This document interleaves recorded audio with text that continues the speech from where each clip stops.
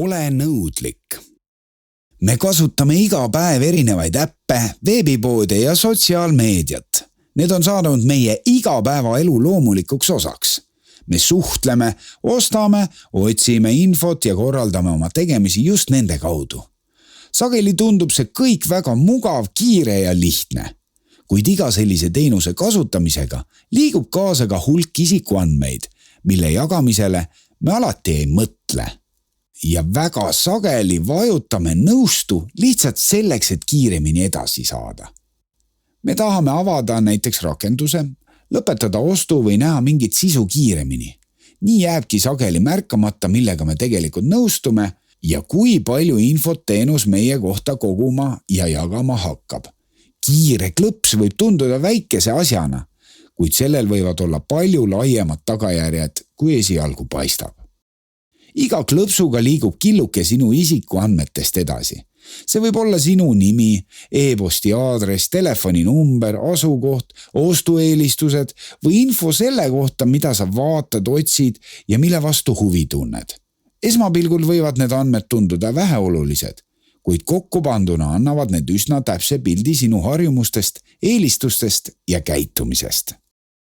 Alguses tundub, et kõik on veel sinu käes. Näib nagu otsustaksid sina ise, mida jagad ja kellele ligipääsu annad, kuid tegelikult võib kontroll kaduma hakata juba hetkest, kui oled andmeid sisestanud või nõusoleku andnud. Pärast seda ei pruugi sa enam täpselt teada, kus neid hoitakse, kui kaua neid säilitatakse või kellele neid edasi jagatakse. Siis liiguvad need edasi kohtadesse, mida sa enam ise ei näe.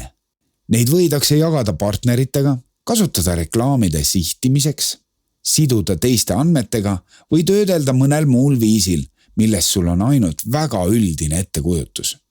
Mida rohkem osapooli andmetega kokku puutub, seda vähem jääb sulle kontrolli selle üle, kuhu sinu info jõuab ja mida sellega edasi tehakse. Ja siis hakkavad tulema soovimatud kõned, kirjad ja reklaamid. Need ei pruugi olla lihtsalt juhuslikud reklaamid, kõned või kirjad. Vahel võib see tähendada ka seda, et sulle näidatakse sisu või tehakse pakkumisi viisil, mis püüab sinu valikuid mõjutada rohkem, kui sa ise märgatagi oskad. Kui pilt või postitus on kord internetti jõudnud, võib sa hakata oma elu elama. Seda saab jagada edasi, salvestada, kopeerida, teha kuvatõmmiseid või tõsta uude keskkonda ilma, et sina sellest teada saaksid. Isegi siis, kui algne postitus hiljem kustutada, ei tähenda see alati, et sisu on päriselt kadunud.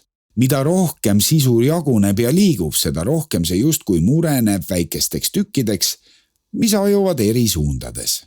Ühel hetkel on neid tükke juba nii palju ja nii paljudes kohtades, et nende levikut on väga raske peatada või enda kontrolli alla saada.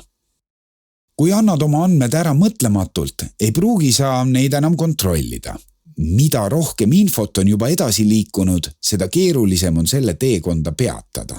Enne jagamist tasub hetkeks peatuda ja mõelda, kas see, mida küsitakse, on päriselt vajalik. Isegi kui mõne loa saab hiljem tagasi võtta või mõne postituse kustutada, ei pruugi see enam olematuks teha kõike seda, mis juba toimunud on.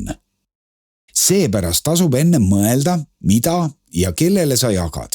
Iga nõusolek, iga klõps ja iga jagatud andmekild on otsus, mille saad teha ise. Ole nõudlik ja tee teadlikke valikuid selle kohta, millist infot sa ise enda kohta välja annad.